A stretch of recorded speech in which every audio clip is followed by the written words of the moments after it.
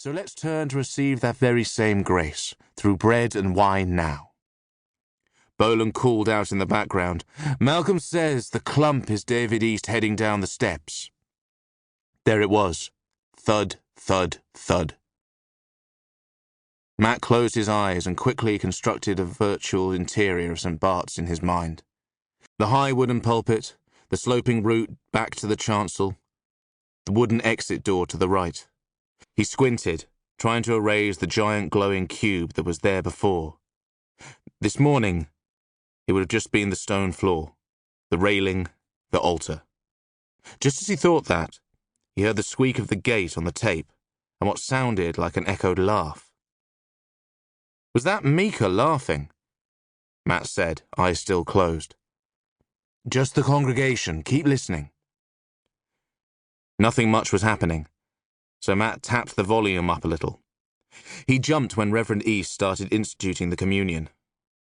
"For I received from the Lord that which I also passed on to you." He mouthed the words along with East. How many times had he himself said those words in church? "The Lord Jesus, on the night he was betrayed, took bread. And after giving thanks, he broke it, saying, 'This is my body, which is for you.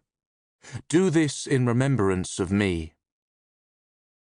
The breeze suddenly geared up a notch outside, and he heard the big oak behind their back gate start whipping its branches against the cabin.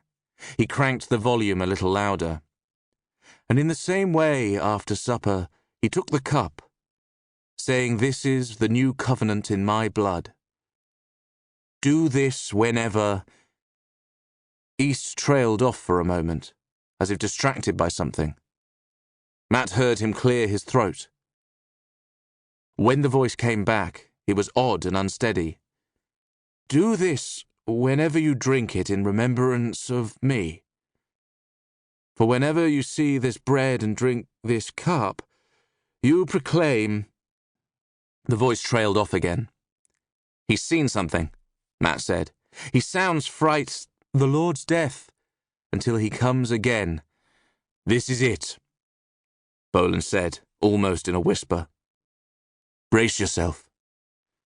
Matt grabbed his pen, shut his eyes tight, and pushed an ear towards the phone, considering that perhaps he'd rather not hear this after all. Too late. "Eloi, Eloi," Mika's voice. "Lama Kataltani." Matt's eyebrows shot up, and he scribbled the words down. A new sound, some sort of impact that sounded very slight on the tape, yet it still made Matt jump and scrawl a ragged accidental line on his pad.